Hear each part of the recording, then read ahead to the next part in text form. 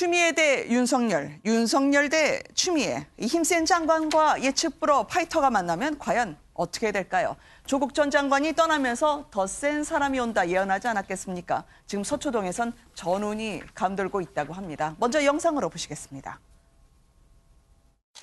이제부터의 과제는 윤석열 총장이 아닌 다른 어느 누가 총장이 되더라도 흔들리지 않는 공정한 반부패 시스템을 만들어 정착시키는 것이라고 생각합니다. 윤석열 총장과는 뭘 어떻게 맞춘다? 그런 개인적인 문제는 중요한 것 같지가 않고요. 추후에 또 차차 말씀드리도록 하겠습니다. 네. 그러니까 정무감각 없이 검사로서 정말 증거와 진실을 쫓아서 수사했다고 자부하죠. 하여튼 그러기 위해서 노력은 했습니다. 예. 과연 이 추미애 장관 내정자의 미소는 어떤 뜻일까요? 이 와중에요, 윤석열 총장 같은 경우에는 내 충심은 그대로이다. 이 정부의 성공을 위해서 본인이 악역을 하고 있다라는 취지로 이야기를 하던데요. 김 교수님, 이걸 어떻게 해석해야 됩니까? 그러니까 제 생각엔 추미애 장관이 오니까 소위 검찰과 법무부가 많은 싸움이 있을 거라고 생각을 하시는데 네. 저는 좀 약간 생각은 달라요. 아, 그래요? 저는 대통령의 의중은 뭐냐면 이 문제와 관해서 검찰에 싸우라는 얘기보다는 잘 가르마 타라. 정치권 인사가 간다는 얘기는 뭐냐면 싸움을 한다는 개념은 아니고 실제 법무부 장관이 검찰에 대해서 감찰권 인사권 가지고 만약에 그걸 행사한다고 하더라도 저는 지금 벌어지고 있는 검찰의 수사 내용에 대해서 네. 그것을 예를 들면 어떤 형태로든지 틀 수는 없다는 생각이 분명히 들기 때문에 저는 대통령의 의중은 뭐냐면 저는 대통령이 윤석열 검찰총장에 대해서 100% 민다고 생각하지 않고요. 또 검찰총장도 대통령에 대해서 예를 들면 많은 오해가 풀렸다고 얘기하지만 100% 풀렸다고 생각하지는 않습니다.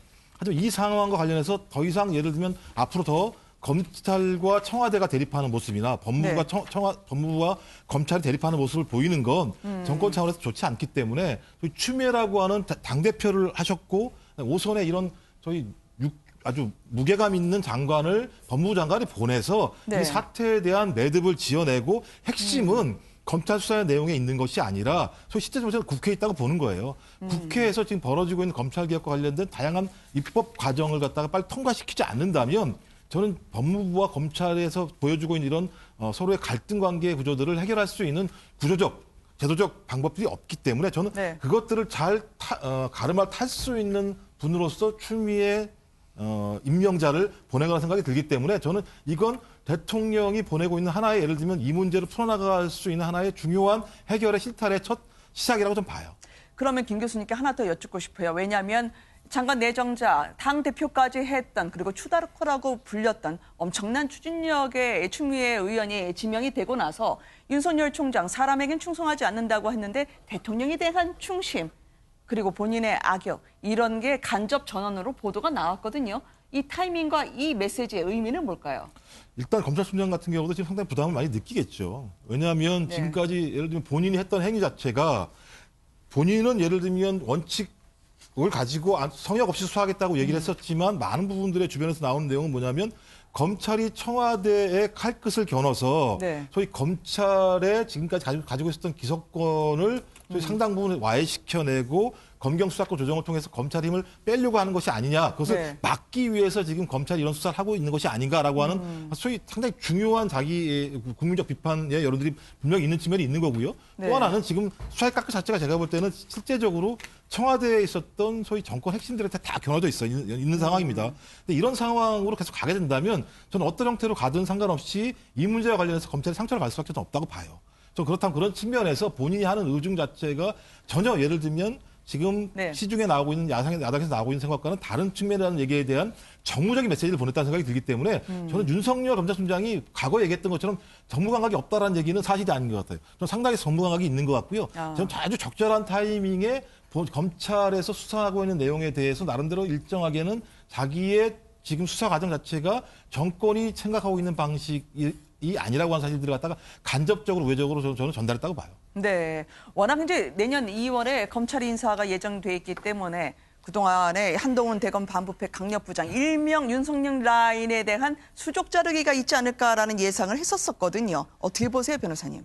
저는 당연히 그게 진행이 될 거라고 보여지고요. 물론 정부 여당의 핵심에서 원하는 방식으로 아주 강렬하게 이루어질 거라고 보지는 않습니다. 네. 왜냐하면 추미애 장관 후보자 자체가 네. 과거에 반드시 뭐 친문의 네. 핵심으로 저는 보진 않습니다. 비문이 오히려 대표에 가깝고 과거의 원칙주의자였어요. 네. 그런 차원에서 보면 자기 원칙을 지키면서 어떤 대통령이라든 정부 여당이 원하는 핵심을 행동을 하려고 하긴 할 텐데 그렇지만 본인의 원칙을 완전히 거스르지는 아닐 것이다. 이런 생각이 들고요.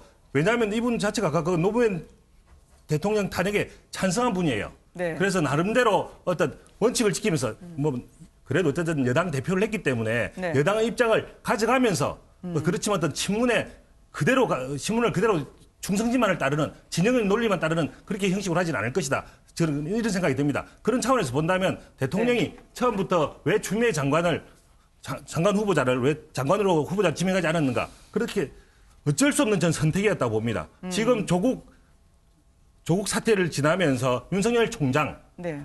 견제하기 위해서는 추다라크라고 불리는 그 추미애 장관 후보자를 정도가 아니면 이걸 막을 수 없다고 판단했기 때문에 위험 부담을 감수하고서라도 추미애 전 대표를 후보자로 지명했다라고밖에 볼 수가 없게 되는 거죠. 네, 변호사님. 예. 저는 이 추미애 지금 법무부 장관 지명자가 네. 인사권과 감찰권을 잘 행사해서 검찰 개혁이라는 숙제를 잘 할 것으로 보여집니다. 네. 그러면서 지금 윤석열 총장이 대통령의 중심을 얘기하고 있는데 제가 윤석열 총장에게 대통령의 중심을 확실하게 보여줄 수 있는 방법이 있다는 것을 말씀드리고 싶은데요. 뭐죠? 그것은 지금 비판의 핵심이 지금 검찰이 수사로 정치를 한다는 비판입니다. 그 문제는 지금처럼 경찰이 수사 상황을 한 줄씩 특정 언론을 통해서 네. 비공식적으로 공개하는 것이 문제라는 것이고 그것은 지금 정해져 있는 형사사건 공개 금지에 관한 규정 위반입니다. 지금 시행되고 있죠. 그래서 여기에 따른 절차, 공개심의위원회의 의결을 거쳐서 지정된 전문 공보관이 공보자료를 배포하는 방식으로 이 수사 상황이 공개돼야 되는 것인데 그렇지 않고 있다는 것입니다. 네. 피의사실 공표죄라는 죄가 분명히 있는 것이고 그것을 구체화하기 위한 기준도 지금 마련돼 있는데 거기에 따라서 이 피의사실이 적법한 절차를 따라서 공개됐으면 좋겠다. 네. 그것이 바로 검찰은 공소장으로 말한다는 그 원칙에 충실하고 국민의 신뢰를 검찰이 다시 한번 회복할 수 있는 그런 계기가 될 것이라고 생각하고 네. 그 말씀을 꼭 드리고 싶습니다. 침묵으로 충심을 보여주라. 장 소장님은요? 저는 김종욱 교수님이 얘기하셨듯이 신임 법무부 장관과 검찰총장이 잘 조율해서 네. 검찰 개혁하고 사법부 개혁 잘해라 이렇게 하는 것은 정말 아주 아름다운 얘기라고 생각이 들고요. 이것은 검찰을 장악하기 위한 청와대와 여권의 하나의 전략이라고 봐야 되겠죠. 저는 당의 강력한 추천이 있었을 것이라고 보여지고요. 네. 만약 검찰에서 이러한 식의 정권에 부담되는 수사를 계속하게 되면 내년 총선 상당히 여권으로서는 불리해집니다. 그런 것들을 어느 정도 좀 자제시켜라라는 네. 그런 차원인 것 같고요. 저는 선거를 앞둔 이 시점에서 여당 당대표 출신의 법무부 장관은 정치 중립성으로 상당히 문제가 있다고 생각이 듭니다. 왜냐하면 이분은 2018년도 당대표 할 때 우리 민주당이 20년 집권을 해야 된다 이런 생각을 가지고 계셨거든요. 과연 이런 분이 내년 총선을 정말 법적으로 아주 공정하게 치러야 될 법무부 장관으로서 역할을 공정하게 할 수 있느냐라는 것과 이분은 자본주의를 상당히 부정하는 얘기를 하셨어요. 뭐냐면 국가가 토지를 소유하는 방안이 바람직하다 이런 식의 얘기를 했는데 이런 얘기를 한 분이 법무부 장관을 한다? 상당히 부적절한 인사라고 생각이 듭니다. 네. 자, 이 추미애 장관 내정자와 윤석열 총장 과연 어떤 사람이 미소를 짓게 될지를 짚어드렸는데요. 북한의 갑작스런 이 중대한 시험, 과연 어떤 거길래 발표를 하고 나섰을까요? 취재기자 연결해서 좀 속보를 짚어보도록 하겠습니다. 신동규 기자 전해주시죠. 네, 북한 국방과학원이 어제 오후 서해 위성발사장에서 대단히 중대한 시험이 진행됐다고 밝혔습니다. 조선중앙통신은 북한 국방과학원 대변인이 담화를 통해 이같이 밝혔다고 보도했습니다. 담화에서 북한 국방과학원 대변인은 이번 시험이 중대한 의의를 가진다면서 조선노동당 중앙위원회에 보고했다고 밝혔습니다. 또 이번 시험 결과는 머지않아 북한의 전략적 지위를 또 한 번 변화시키는 데서 중요한 작용을 하게 될 거라고 덧붙였습니다. 북한이 말하는 중대한 시험이 핵실험인지 미사일 발사인지는 명확히 밝히지 않았습니다. 서해 위성발사장이라는 점을 감안하면 ICBM 엔진 실험 가능성도 있어 보입니다. 통일부는 이와 관련 내용을 파악 중이라고 밝혔습니다. 다시 한번 전해드리겠습니다. 북한 국방과학원이 어제 오후 서해 위성발사장에서 대단히 중대한 시험이 진행됐다고 있다고 밝혔습니다. 그러면서 이번 시험 결과가 북한의 전략적 지위를 변화시키는 중요한 작용을 하게 될 거라고 설명했습니다. 북한이 말하는 시험이 정확히 무엇을 의미하는지는 아직 파악되지 않고 있습니다. 지금까지 보도국에서 MBN 뉴스 신동규입니다. 네, 박지원 의원도 지금 한반도 상황이 심상치 않다고 이야기를 하는데요. 김 교수님, 아직까지 미사일의 실체는 나오지 않았습니다만 어떻게 봐야 될까요? 좀 상당히 좀 위기의 상황으로 가고 있다는 생각이 들고요. 그러니까 지금 북한이 어떤 얘기를 했었냐면 이제 올해가 마지노선이다라고 네. 얘기를 했었는데 미국 같은 경우 내년 11월이 대선이기 때문에 상당히 지금 시간이 남아있는 상황인 게 이런 상황에서 협상에 접점을 못 찾았었거든요. 네. 그런 측면에서 시점을 당기려고 하는 무리수로서 아마 저것이 무엇인지 정확히 모르겠지만 저게 만약에 ICBM급이라고 얘기한다면은 소위 대북 유엔 제재에 해당되는 내용이기 때문에 실제로 대화라기보다는 다시 제재 국면을 갈 수밖에 없는 상황이다라는 측면에서 네. 상당히 좀 위기로 갈 수밖에 없는 중대한 징후라는 생각이 들고요. 특히 왜 중요하냐면 2018년 4월 달에 북한이 소위 중대한 조치를 통해서 기존의 정책들을 선회했단 말이에요. 그래서 네. 대화로 넘어가는데 올해 말에 다시 또 중앙위원회를 열겠다고 얘기했어요. 전원회의를요. 좀 그렇다면 이 발사를 하고 난 다음에 북미 간의 접점을 찾지 못하게 된다면 중앙위원회 전원회의를 열어서 다시 한번 그 2018년 4월 달에 결정했던 노선을 바꿀 수 있다는 얘기거든요. 네. 이 노선을 바꾼다는 얘기는 뭐냐면 계속 핵 능력을 증강시켰다는 얘기밖에 안 되는 상황이기 때문에 제가 볼 땐 지금 오늘 발사체가 어떤 내용인지 모르겠지만 네. 지금부터